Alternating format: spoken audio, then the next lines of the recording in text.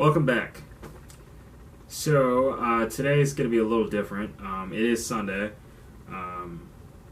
Usually, Julian and I do the podcast together, but right now Julian is out of commission as he is sick.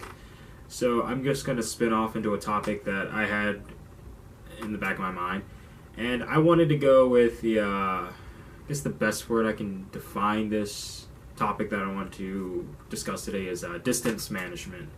So in Commander, you can't be a one-trick pony. You can't have, let's say you want to be a combo player, aggro player, control player. You can't be a one-trick pony. You have to know how to spread yourself out throughout the game.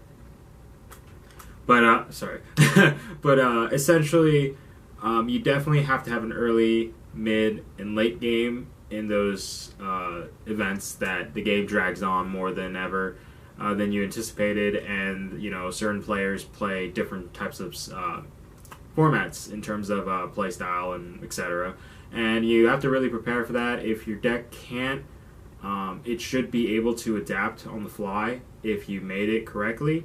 And this is just my opinion, but if you essentially allow your deck to only function as mid game or early game, deck, essentially it's going to burn out. And by the time if that event happens where you do have to, embrace the grind and go to a very lengthy match, then your opponent's just going to outgrind you, and you're going to have really essentially no more gas to blow out. So you really have to plan out. And from what I'm seeing, early game in Commander doesn't really matter. Majority of the time, everyone's either establishing their mana base, mana fixing, casting out their mana dorks, or ramping if they run green. And other than that, it's a very feeling out process in the early stages, because you want to see how they, majority of the EDH players I've played already know what certain commanders do, but they want to see their opponent's take on it. And normally, the first couple rounds are very slow, and as soon as steam starts picking up for each player, you definitely see their strategy unfold. But at the same time, you have to be able to adapt to certain things, and the best way to do that is to make sure you don't blow your load. You're not using your removal, your board wipes, spot removal for terms of like artifacts, creatures, enchantments, whatever. You can't really be targeting that so much that you have nothing, down the line where you actually do need that for a troublesome card.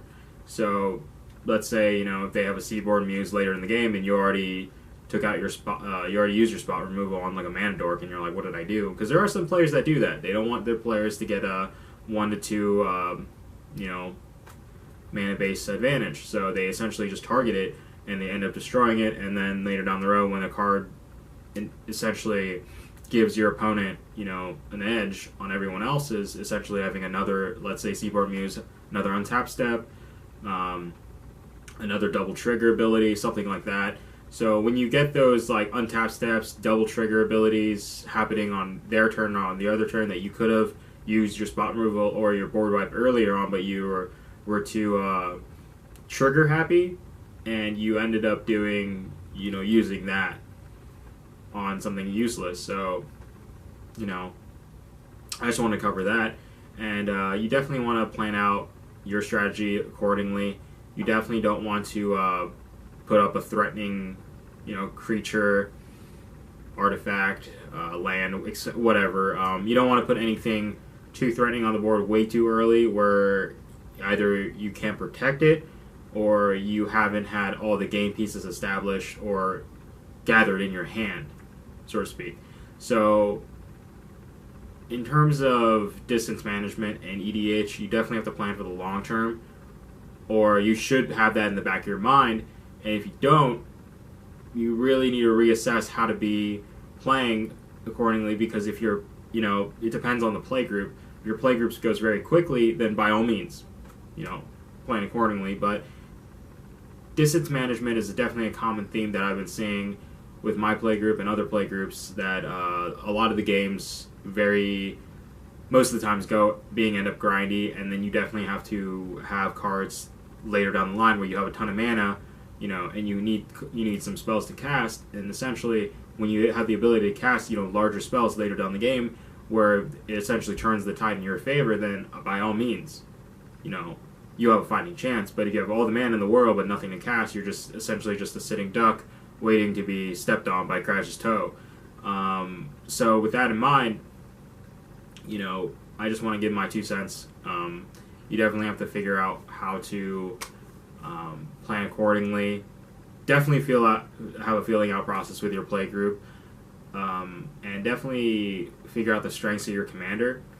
If your commander, if you want a well-rounded commander, make sure your commander has, doesn't have to be on the board for you to advance your game, but better yet, once they're established on the board, and it gives you that double, that upper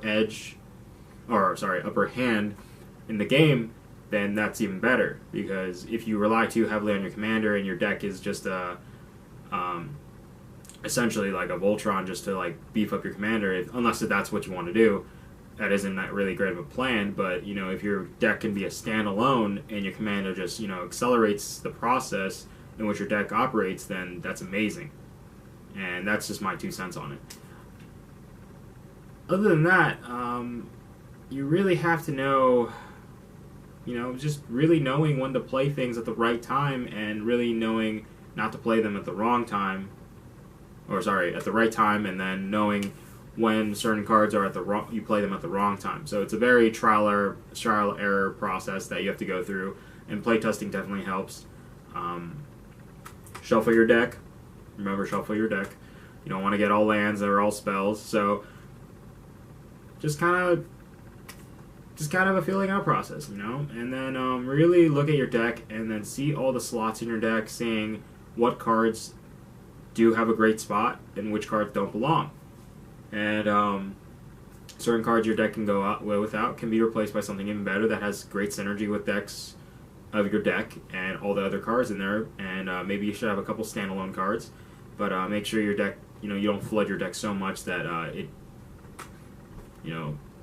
moves your deck away from its actual direction. So I'm just here to present this idea. Hope you guys enjoyed it. It's a very short podcast. I guess it's more of a advice segment, but yeah, check you guys later.